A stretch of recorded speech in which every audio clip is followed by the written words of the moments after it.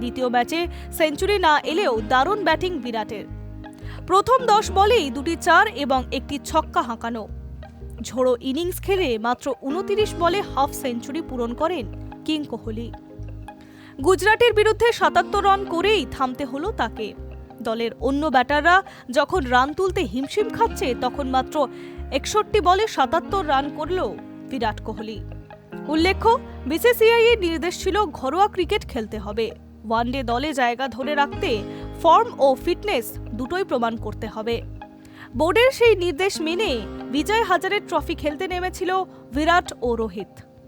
এই মুহূর্তে ভারতের ঘরোয়া ক্রিকেটের যা মান, তাতে নিচের দিকের দলগুলির বিরুদ্ধে বিরাট রোহিতদের খেলানোটা কতটা যুক্তিপূর্ণ তা নিয়ে প্রশ্ন তোলার অবকাশ আছে।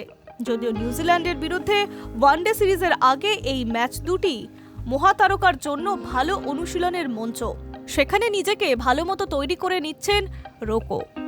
High news network.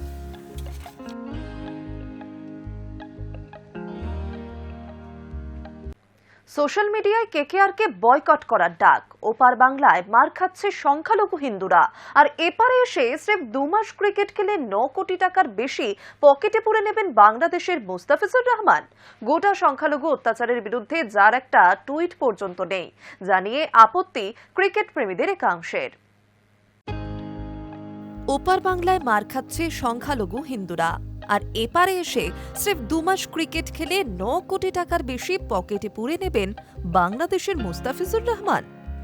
গোটা সংখ্যালঘু নিধন যজ্ঞে তিনি নীরব, অত্যাচারের বিরুদ্ধে যার একটা টুইট পর্যন্ত নেই, জানিয়ে আপত্তি ক্রিকেট প্রেমীদের একাংশের। রাজ্যের হিন্দুত্ববাদীদের একটা বিরাট অংশ মুস্তাফিজকে আইপিএলে নেওয়ার বিপক্ষে। তাদের সাফ কথা, কোনো বাংলাদেশিকে দলে নেওয়া যাবে না। সোশ্যাল মিডিয়ায় কেকেআরকে বয়কট করার ডাকও উঠছে। মাশরাফি মুর্তাজা, সাকিব আল হাসান, লিটন দাসের পর এবার কেকেআরে মুস্তাফিজুর রহমান। ঐতিহাসিকভাবে কেকেআরে বাংলাদেশি তারকাদের আশ্রয়স্থল হিসেবে উঠে এসেছে। এই বছর রেকর্ড মূল্যে বাংলাদেশের অন্যতম সেরা পেসারকে দলে নিয়েছে নাইটরা। এই পর্যন্ত সবচেয়ে বেশি বাংলাদেশি তারকা খেলেছেন কেকেআর জার্সিতেই। এবার মুস্তাফিজুরকে নাইটরা কিনেছে 9 কোটি 20 লক্ষ টাকায়। আইপিএল নিলামে বাংলাদেশের খেলোয়াড়দের সর্বোচ্চ মূল্য এটি। এর আগে 2009 সালে মাশরাফি মুর্তাজাকে 6 লক্ষ ডলারে কিনেছিল কলকাতা নাইট রাইডার্স।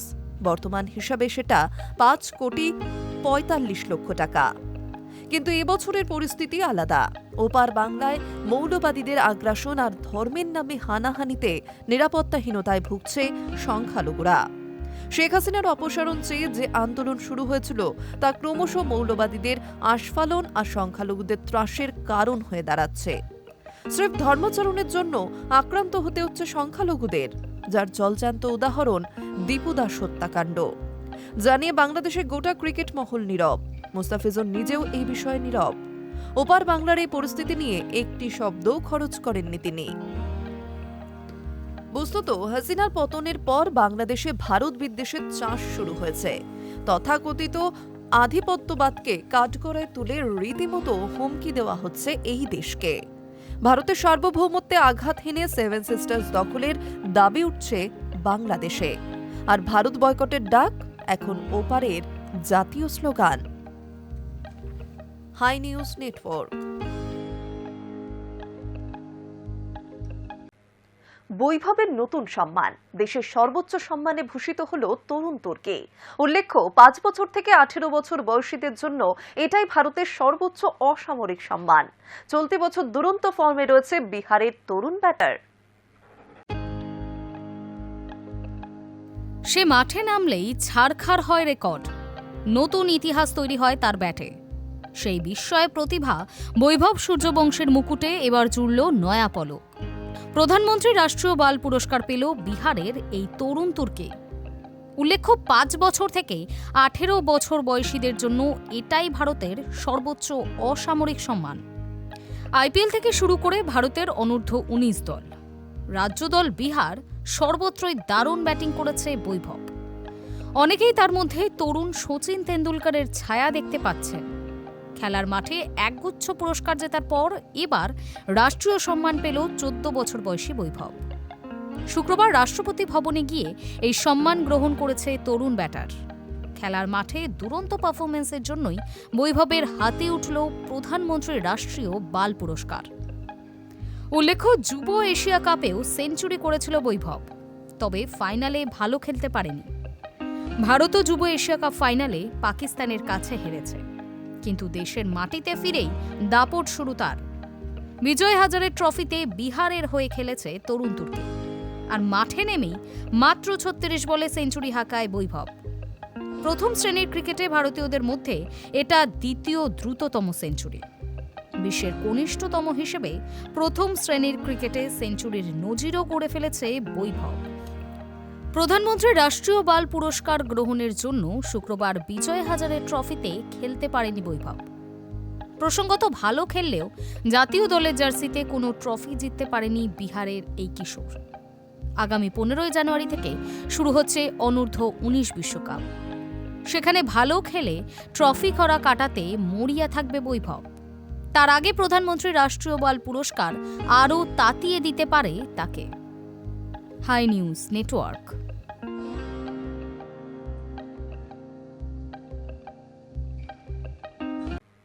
বড়া পাও খাবেন নাকি? জয়পুর স্টেডিয়ামে উপস্থিত দর্শকদের মধ্যে থেকে বলে উঠলেন একজন। যাকে তিনি প্রশ্নটি করলেন, তিনি আর কেউ নন, স্বয়ং রোহিত শর্মা। হিটম্যানও তাকে হতাশ করেননি, হাসি মুখে হাত নেড়ে উত্তর দিয়েছেন। এই ভাইরাল ভিডিও ইতিমধ্যেই মন জয় করে নিয়েছে ভক্তদের।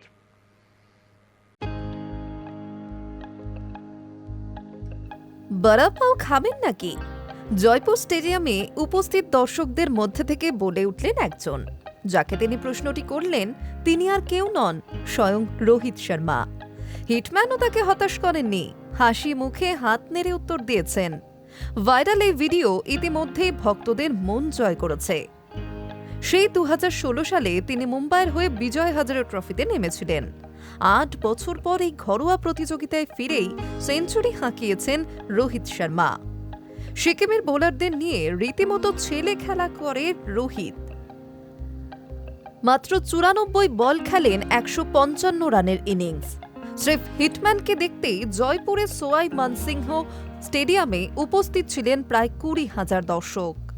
সিকিমের ইনিংসের কোনো এক সময় বাউন্ডারি লাইনে ফিল্ডিং করছিলেন রোহিত। সেই সময় এক দর্শক তাকে এই প্রশ্নটি করে বসেন। প্রত্যুত্তরে রোহিত হাসি মুখে হাত নেড়ে জানান, বড়া পাও খাবেন না। একটা সময় অনেকেই সন্দিহান ছিলেন হিটম্যানের ফিটনেস নিয়ে। মাঝখানে দেখা গিয়েছিল তার শরীরে অতিরিক্ত মেদ, যা নিয়ে রীতিমতো ট্রোল হতে হয়েছিল টিম ইন্ডিয়ার প্রাক্তন অধিনায়ককে।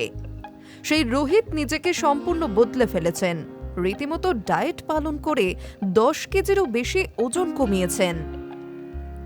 এমন অসম্ভবকে মাত্র 4 মাসে সম্ভব করেছেন তিনি। বরাবরই খাদ্যপ্রেমী রোহিত শর্মা ভাত, ডাল, বড়া পাও, বাটার চিকেন, বিরিয়ানির প্রীতির কথা অনেকেই জানেন, কিন্তু পুষ্টিবিদের পরামর্শ অক্ষরে অক্ষরে পালন করেছেন তিনি। কার্বোহাইড্রেট, ভাজা খাবার এবং ক্যালোরি সমৃদ্ধ খাবারের থেকে মুখ ফিরিয়েছেন হিটম্যান। ফিটনেস ধরে রাখতে শৃঙ্খলায় যে সব, তা বারবার বুঝিয়েছেন তিনি। দক্ষিণ আফ্রিকার বিরুদ্ধে ওয়ানডে সিরিজ জয়ের পর কেক কেটে সেলিব্রেশন করেছিলেন টিম ইন্ডিয়ার ক্রিকেটাররা। যশস্বী জাসওয়াল কেক অফার করলে রোহিত তাতে রাজি না হয়ে বলেছিলেন, মোটা হো যাউঙ্গা মে ওয়াপাস। নিজের ফিটনেস নিয়ে তিনি যে কতটা সচেতন সেটাই ফুটে উঠেছিল সেদিন। উল্লেখ্য, প্রথমে ব্যাট করে 50 ওভারে 236 রান করে সিকিম। জবাবে মাত্র 30.3 ওভারে 2 উইকেট হারিয়ে জয়ের রান তুলে নেয় মুম্বাই। তবে ম্যাচের মধ্যে রোহিতের মনোভাব প্রশংসা কুড়িয়ে নিয়েছে নেটিজেনদের। Hi news network.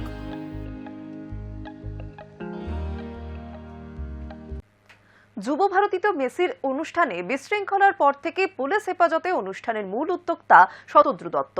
মেসি কাণ্ডে এবার তলব টিকিট বিক্রি সংস্থা ডিস্ট্রিক্টকে। জেরায় টাকা ফেরত নিয়ে উঠে এলো বিস্ফোরক তথ্য। যুব ভারতী কাণ্ডে এবার টিকিট বিক্রির বরাত পাওয়া সংস্থা ডিস্ট্রিক্ট বাই জোম্যাটোকে তলব করল তদন্তকারী দল।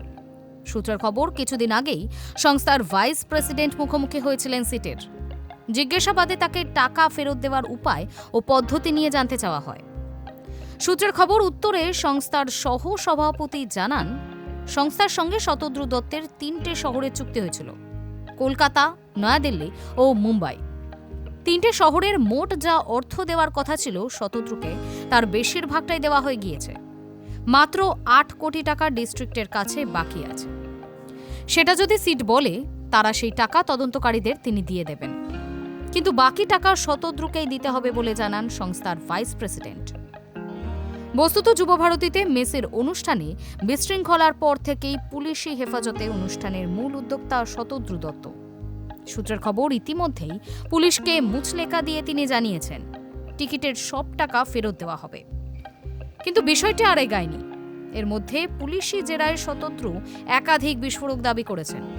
তিনি দাবি করেছেন প্রথমে 150 জনের গ্রাউন্ড অ্যাক্সেস কার্ড দেওয়া হয়, পরে প্রভাবশালীদের চাপে এই সংখ্যাটা 3 গুণ বাড়াতে হয়েছিল। এখানেই শেষ নয়, তিনি আরও বলেন ভারত সফরের জন্য মেসিকে 89 কোটি টাকা দেওয়া হয়েছে, আর কর বাবদ 11 কোটি টাকা দেওয়া হয়েছিল ভারত সরকারকে। অর্থাৎ সব মিলিয়ে 100 কোটি টাকা খরচ হয়েছিল বলে জানিয়েছেন তিনি। এর মধ্যে কিছুটা টাকা আসে স্পন্সরদের কাছ থেকে, বাকিটা এসেছে টিকিট বিক্রি করে। গো ট্যুরের 3 শহরের ইভেন্টেই টিকিট বিক্রির দায়িত্বে ছিল ডিস্ট্রিক্ট বাই জোম্যাটো নামের অ্যাপ। ওই অ্যাপের এক শীর্ষ কর্তাকে জিজ্ঞাসাবাদ করা হয়েছে। সূত্রের খবর, সিট তাদের ফের জেরা করতে পারে। টিকিটে কত টাকা উঠেছে, সেটা কিভাবে ফেরত দেওয়া যায়, সবটাই জেরায় উঠে আসতে পারে। Hi news Network. SAFF club কাপে চ্যাম্পিয়ন লাল হলুদ। ইতিহাস করা ইস্টবেঙ্গলের মহিলা দলকে বিশেষ সম্বর্ধনা ক্লাবের। ক্লাব সভাপতি মুরারিলাল লোহিয়া বললেন, দিল মাঙ্গে মোর। মাত্র কয়েকদিন আগেই নেপালে আয়োজিত সাফ ক্লাব চ্যাম্পিয়নশিপের মুকুট উঠেছে ইস্টবেঙ্গলের মহিলা দলের মাথায়। প্রবল শীতেও যেন বসন্তের রং ছড়িয়ে দিয়েছিলেন ফজিলা, সুলঞ্চনা, জ্যোতি, সিল্কিরা। দলের এই ঐতিহাসিক সাফল্য উদযাপিত হল ইস্টবেঙ্গল ক্লাবে। বুধবার বড়দিনে ক্লাবের অনুষ্ঠানে সংবর্ধিত হলেন মহিলা ফুটবলার সহ কোচ, সাপোর্টিং স্টাফেরা। ফুটবলারদের এমন আকাশচুম্বী সাফল্যের স্বীকৃতি হিসেবে তাদের হাতে তুলে দেওয়া হয় 25 লক্ষ টাকার চেক। সকলকে সংবর্ধিত করা হয় লাল হলুদ উত্তরীয় এবং সুদৃশ্য শতবার্ষিকী কয়েন দিয়ে। অনুষ্ঠান শেষে কোচ এবং ফুটবলারদের সম্মানে কেক কাটা হয়। এরপর নৈশভোজেরও আয়োজন করা হয়। এদিনের অনুষ্ঠানে উপস্থিত ছিলেন ক্লাব সভাপতি মুরারিলাল লোহিয়া, সচিব রূপক সাহা, সহকারী সচিব ডক্টর শান্তি রঞ্জন দাশগুপ্ত, ইমামি গ্রুপের director Sandip Agarwal, football operation head Thangboi Singto এবং হেড কোচ অ্যান্টনি অ্যান্ড্রিউজ। ছিলেন সৈকত গঙ্গোপাধ্যায়, দেবব্রত সরকার, ক্লাবের কর্মসমিতির সকল সদস্য ও ক্লাবের প্রাক্তন খেলোয়াড়েরা। এএফসির অভিযানকে ঐতিহাসিক বলে বর্ণনা করেন সচিব রূপক সাহা। জানিয়ে দেন, কাঠমান্ডুতে সাফ ক্লাবের ট্রফি জয় ক্লাবকে গর্বিত করেছে। সভাপতি মুরারিলাল লোহিয়া ফুটবলারদের অতুলনীয় কীর্তিকে উচ্চাঙ্গে তুলে ধরে বলেন, দিল মাঙ্গে মোর। এদিকে ইমামি কর্তা সন্দীপ আগরওয়াল সাফল্যের স্মরণীতে দলকে এগিয়ে নিয়ে যেতে সর্বতোভাবে পাশে থাকার অঙ্গীকার করেন। পাশাপাশি অধিনায়ক ফজিলা ইকুয়াপুটের কণ্ঠে ছিল জয়ের তৃপ্তির সুর। সাফল্যের জন্য কোচকেই কৃতিত্ব দিতে চাইছেন তিনি।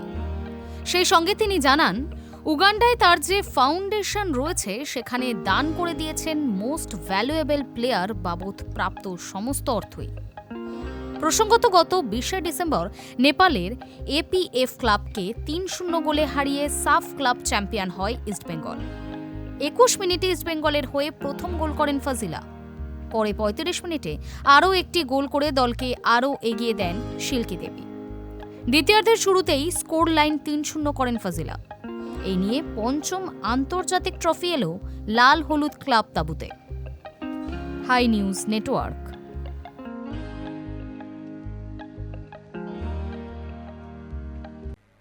স্পোর্টস টুডে আজ এই পর্যন্তই। আরও অন্যান্য খবরের জন্য নজর রাখুন হাই নিউজে।